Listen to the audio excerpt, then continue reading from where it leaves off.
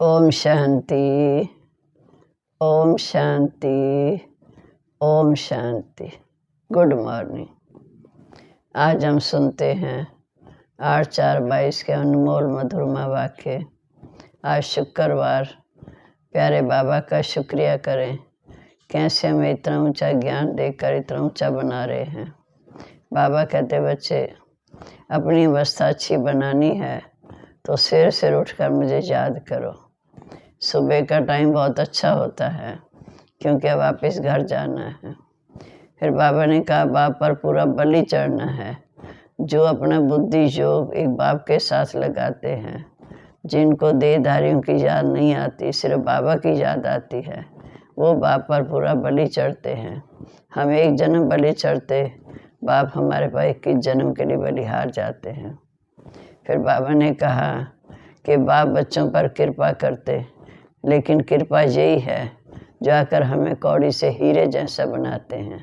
अगर हम उनकी शिक्षाओं पर चलते हैं तो हम अपने ऊपर आप ही कृपा करते हैं।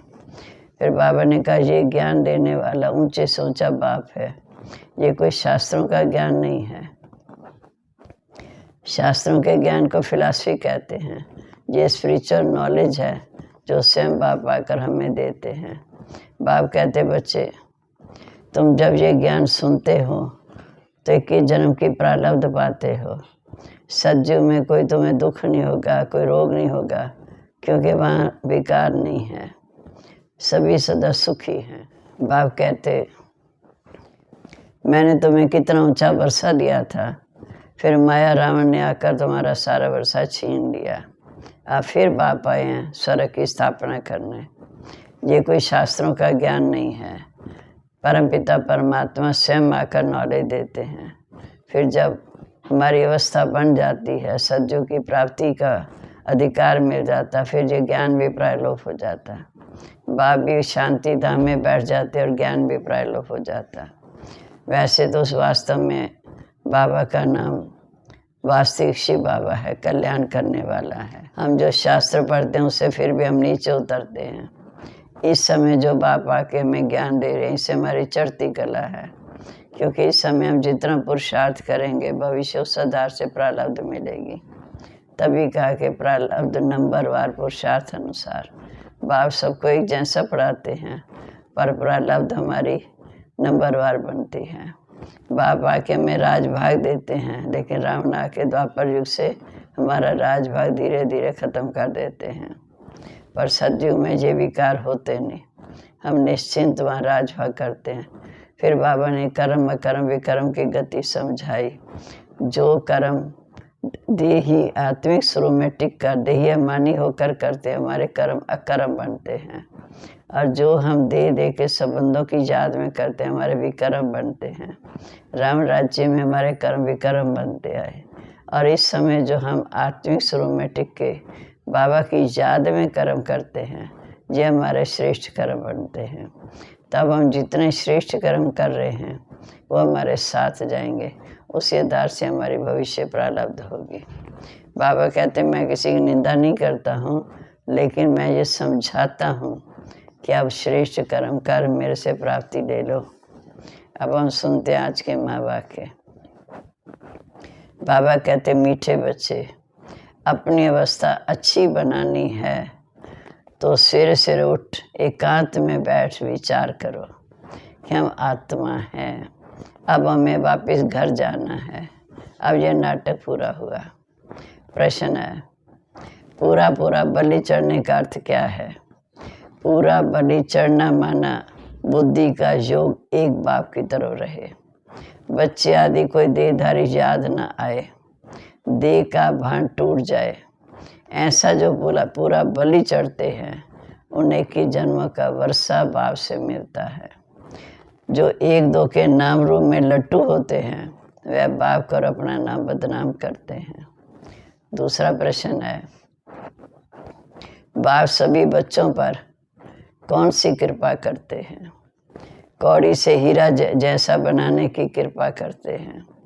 जो बच्चे कदम कदम बाप से राय लेते हैं, कुछ छिपाते नहीं, उन पर स्वतः ही कृपा हो जाती है। गीत है, किसने ये सब खेल रचाया, ओम शांति। जिन्होंने गीत बनाया वो इसका अर्थ नहीं जानते।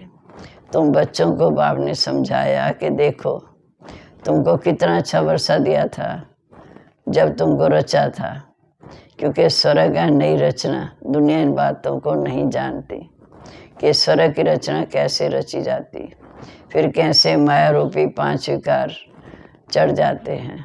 द्वापर से लेकर माया रूपी 5 विकार आते हैं। एक ही बात नई है नई दुनिया के लिए। ये नॉलेज कोई शास्त्रों में नहीं है, स्वयं परमपिता परमात्मा का नॉलेज देते हैं, जो नॉलेज फिर प्राय लोप हो जाती है।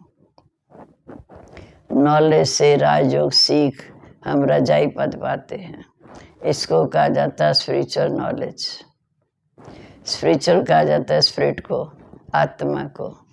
सुप्रीम स्पिरिट कहेंगे बाप को। अनेक नाम दे दिए, कहते भी हैं स्पिरिचुअल ज्ञान चाहिए। फिलॉसफी फिर शास्त्रों का ज्ञान हो जाता है। शास्त्र पढ़कर उनको नीचे तो उतरना ही है। तो परमपिता परमात्मा तो शास्त्र पढ़ते नहीं, उन्हें तो ज्ञान का सागर कहा जाता है। समझते हैं, मनुष्य समझते अंतर्यामी है, परंतु ऐसा नहीं है। ड्रामानुसार जो जैसा कर्म करते हैं उसके संस्कार आत्मा में मर्ज हो जाते हैं, फिर उसका फल तो उन्हें मिलना ही है। बच्चों को बाप ने आकर कर्म अकर्म विकर्म की गति समझाई। कर्म अकर्म कब होता, फिर कर्म विकर्म कब होते। स्वर्ग में कोई बुरा काम होता नहीं जो विकर्म बने, क्योंकि वहाँ रावण राज्य ही नहीं, इसलिए कर्म अकर्म बन जाता। पाप करने वाला रावण। अब तुम बच्चों को बाप समझाते हैं। मनुष्य तो ये नहीं जानते कि सतयुग में विकार बगैर कैसे बच्चे पैदा होंगे। बहुत लोग कहते हैं विकार होते तो ज़रूर हैं, परंतु बाप फट से कहते नहीं, काम शत्रु है, इस पर पूरी जीत पानी है, संपूर्ण निर्विकारी बनना है। वह रावण नहीं तो विकार कहाँ से आएंगे सतयुग में। सिख लोग भी गाते हैं मूत पलीती कपड़ धोए, तो बाप आकर मूत पलीती कपड़ धोते हैं। जो जैसा होगा उसको ऐसा जरूर कहेंगे। चोर को चोर कहेंगे, ग्रंथ में भी बहुत समझाने लिखी हुई है। गुरु नानक ने परमपिता परमात्मा की महिमा की है। कहते हैं जब साहेब सुख मनी, बाप कहते मुझे याद करो। जिसको आधा कलब याद किया, अगर वो चीज़ मिल जाए तो कितनी खुशी होगी। द्वापर से तो हम बाप को याद करते आए, अब वो स्वयं बाप आया हमें मिलने, तो कितनी खुशी होनी चाहिए। परंतु खुशी भी उनको होगी जो घड़ी घड़ी अपने को आत्मा समझ बाप को याद करेंगे। आत्मा का बाप के साथ लव होगा। जैसे प्रहलाद की कथा सुनाते हैं, बदला लेने के लिए थंब से निकला। अब तुम बच्चे जानते हो, तुम हो ब्रह्मा कुमार कुमारियाँ। प्रजापिता ब्रह्मा का भी नाम बाला है, तो ज़रूर ब्रह्मा मुख वंशावली बच्चे होंगे। तुम भी ये समझा सकते हो हम हैं ब्रह्मा कुमार कुमारी। तो परमपिता परमात्मा ब्रह्मा द्वारा रचना रचते हैं। पहले पहले ब्रह्मा को रचा, फिर ब्रह्मा द्वारा हम बच्चों को रचा। बाप समझाते देखो मेरी कितनी मुख वंशावली संतान है। सबको वर्षा तो शिव बाबा से मिलना है। शिव बाबा ब्रह्मा द्वारा रचते हैं, वर्षा भी शिव बाबा से मिलना है। जिसको अडॉप्ट किया जाता है वह ज़रूर गरीब होंगे। पहले ब्रह्मा को अडॉप्ट किया, फिर ब्रह्मा द्वारा बच्चों को मुख वंशावली बनाया। जहाँ कुख वंशावली ब्राह्मण जिस्मानी यात्रा कराते हैं, ये ब्रह्मा मुख वंशावली रूहानी यात्रा मन बुद्धि के द्वारा बाबा के पास ले जाते हैं। इस रूहानी यात्रा का किसी को पता नहीं। पुरुषार्थ करते हैं कि हम निर्वाण धाम जाएं, समझते हैं कि ब्रह्म में लीन हो जाएंगे, फिर जिस्मानी यात्रा करने की क्या दरकार। अगर आत्मा ब्रह्म में लीन हो गई तो जिस्मानी यात्रा फिर क्या दरकार। यात्रा भी है निर्वाण धाम की। वह आत्मा यात्रा करती है, ब्रह्मा तत्व में जाती है। ये रूहानी यात्रा बाकी तो सब हैं जिस्मानी यात्रा। उनको तो मालूम ही नहीं कि निर्वाण धाम कौन ले जा सकता है। अब बेहद का बाप कहते, मैं आया हूँ तुम्हें पावन बनाकर साथ ले जाने। सर्व का पंडायक मैं हूँ। सतयुग में बहुत थोड़े मनुष्य हैं, संख्या बहुत कम है। बाकी सब आत्माएं वापिस तो जरूर जाएंगी, शांति धाम में रहेंगी। राइटियस बात बाप ही समझाते हैं। अब तुम हो सच्ची सच्ची यात्रा पर। हम आत्मा हैं।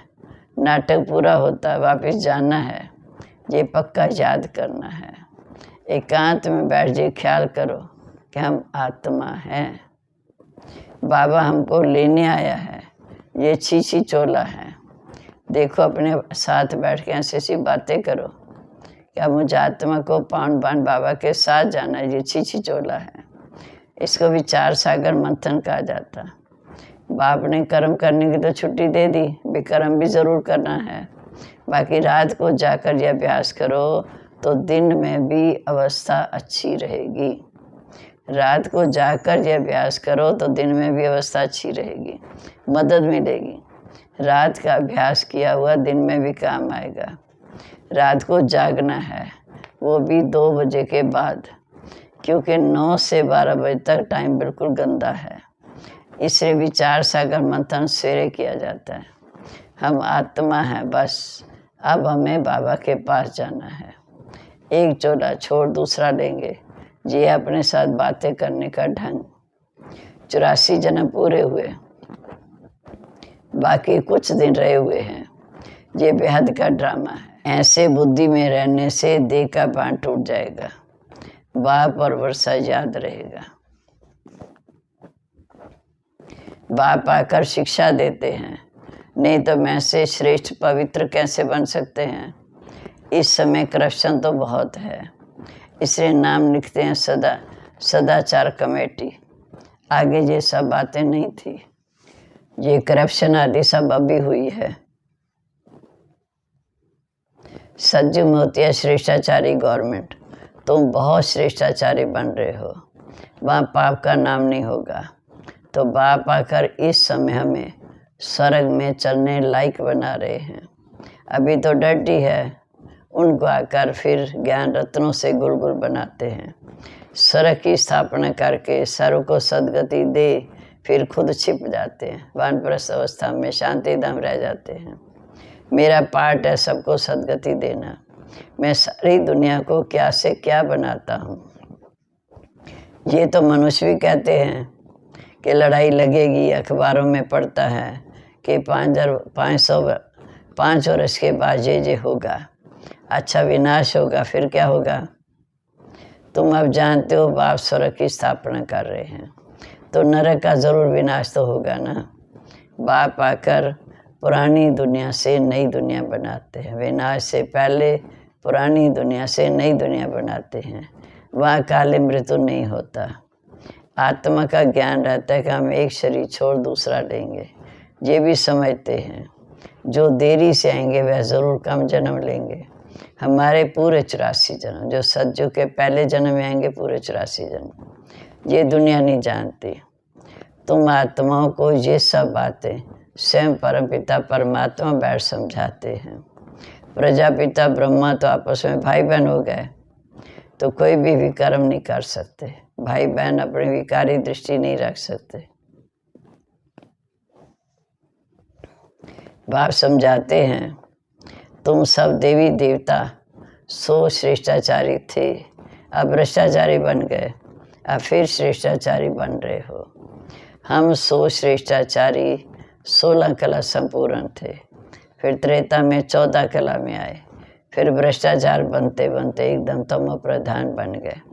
इस गोले के चित्र में भी क्लियर लिखा हुआ है। वर्ण का रूप भी बनाते हैं, परंतु उसमें चोटी ब्राह्मण नहीं बताते। ना शिव बाबा ना ब्राह्मण दिखाते हैं। बाकी देवता क्षत्रिय वैश्य शूद्र दिखाते हैं। तुम अब जान गए हो कि ये बजौली का खेल है। अब हम ब्राह्मण 100 फिर देवी देवता बनेंगे, इसलिए दैवी गुण धारण करने हैं। अभी वापस जाना है, फिर हमारे लिए सारी दुनिया स्वर्ग हो जाएगी। धरती को पानी मिल जाएगा। ऐसे ऐसे रात को जाकर अच्छी रीति विचार सागर मंथन करो तो दिन में भी बहुत मदद मिलेगी। अब हम जाते हैं सीड फादर के पास, जिसके लिए हम दर दर धक्के खाते आए कि रास्ता कहाँ से भी नहीं मिला। द्वापर से भगवान को ढूंढते आए पर रास्ता नहीं मिला। अब तुम पुरुषार्थ कर रहे हो वर्षा पाने का, परंतु माया भी बड़ी बलवान है, बहुत धोखा देती है। बाप समझाते बच्चे योग में रहना है। अच्छे जो योगी होते हैं वह 4-5 दिन भी भोजन खाए बिना रह जाते हैं तो उनको परवाह नहीं रहती, बहुत खुशी में रहते हैं। अवस्था ऐसी रहनी चाहिए। देखना है मेरे में कोई सी चीज़ का लोभ तो नहीं है। एम रखनी चाहिए कि हम फुल पास होकर दिखाएं। लक्ष्य रखना चाहिए फुल पास होकर दिखाएं। कल्प कल्पांतर की बाजी है, आप पास होंगे तो हर कल्प होंगे। अपनी जांच करनी है कि हम श्री लक्ष्मी नारायण को वरने लायक बने हैं अथवा रजाई लेने लायक बना हूँ। अगर कोई खामियां हैं तो योग बस उन्हें ख़त्म करनी है। खामियां कभी छिपी नहीं रह सकती। अब तुम्हारा कनेक्शन शिव बाबा से है। किसको दृष्टि देंगे उठाने के लिए तो बाबा बहुत मदद करते हैं। ब्रह्मा कुमारी कहती हैं जी हमने किया, हमने अच्छी मुरली सुनाई। ये अहंकार अवस्था को गिरा देता है। जो अच्छे अच्छे बच्चे समझते हैं कि बाबा की मदद मिलती है। कईयों में तो माया प्रवेश होने से गिर पड़ते हैं। इसमें पूरा देह आत्म अभिमानी बनना है। देह में दृष्टि नहीं जानी चाहिए। बाबा तो शिक्षा देते हैं बच्चे सुधर जाएं। माया का धोखा मत खाओ नहीं तो पद गवा देंगे।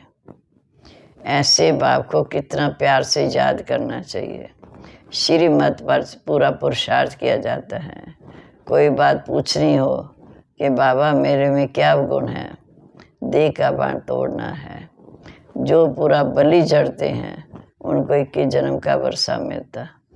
पूरा बलि जड़ने का मतलब उसकी तरफ बुद्धि, एक शिव बाबा की तरफ बुद्धि रहे। ये बच्चे आदि जो कुछ है इनसे बुद्धि हट जानी चाहिए। बाबा कहते उसके बदले मैं तुम्हें सब कुछ वहाँ सतयुग में नया दूंगा। कहते हैं भगवान की कृपा से बच्चा मिला। अब भगवान खुद कहते ये तो कृपा अलग काल की है। अब तो तुम्हारे पर बहुत कृपा होगी, जो तुम्हारा जीवन कौड़ी से हीरे तुल्य बन जाएगा। इसलिए घर गृहस्थ में रहते सब कुछ बाप का समझो। कदम कदम बाप से राय लेते रहो। बाप राय देंगे, कोटा काम करने नहीं देंगे। अविनाशी सर्जन से कुछ भी छिपाना नहीं चाहिए, सत्य बताना चाहिए। कदम कदम पूछना है। बच्चे पूछते भी हैं, लिखते हैं बाबा अब हमारा जीवन श्रेष्ठ कैसे बने। अच्छा, मीठे मीठे सिक्के लदे बच्चों प्रेत माता पिता बाप दादा का याद प्यार। Good morning. रूहानी बाप की रूहानी बच्चों को नमस्ते। रूहानी बच्चों की रूहानी बाप दादा को नमस्ते। नमस्ते बाबा, गुड मॉर्निंग। शुक्रिया बाबा, शुक्रिया। कितना में पाप कर्मों से बचाते हैं। धारणा के लिए मुख्य सार। पहली पॉइंट, फुल पास होने के लिए जो भी खामियां हैं, विकारों का अंश है, उसे समाप्त कर देना है। किसी भी बात का अहंकार नहीं दिखाना है। दूसरा, दृष्टि बहुत पवित्र शुद्ध बनानी है। कभी भी किसी देहधारी के पीछे लटकना नहीं। पूरा आत्मानी बनना है। अब आज का वरदान, साइलेंस की शक्ति से बुराई को अच्छाई में बदलने वाले शुभ भावना संपन्न भव। साइलेंस की शक्ति से बुराई को अच्छाई में बदलने वाले शुभ भावना संपन्न भव। जैसे साइंस के साधन से खराब माल को भी परिवर्तन कर अच्छी चीज बना देते हैं, ऐसे साइलेंस की शक्ति से बुरी बात या बुरे संकल्प को बुराई से अच्छाई में परिवर्तन कर दो। ऐसी शुभ भावना संपन्न बन जाओ तो आपके श्रेष्ठ संकल्प से अन्य आत्माएं भी बुराई को बदल अच्छाई धारण कर ले। नॉलेजफुल के हिसाब से राइट रॉन्ग को जानना अलग बात है, लेकिन स्वयं में बुराई को बुराई के रूप में धारण करना गलत है। इसलिए बुराई को देखते जानते भी उसे अच्छाई में बदल दो। स्लोगन है, सहनशीलता का गुण धारण करो तो कठोर संस्कार भी शीतल हो जाएंगे। कितना अच्छा स्लोगन है। सहनशीलता का गुण धारण करो तो कठोर संस्कार भी शीतल हो जाएंगे। ओम शांति। अब हम प्यारे बाबा के अनमोल रतन अच्छी तरह विचार सागर मंथन करते हुए बाबा को याद करेंगे।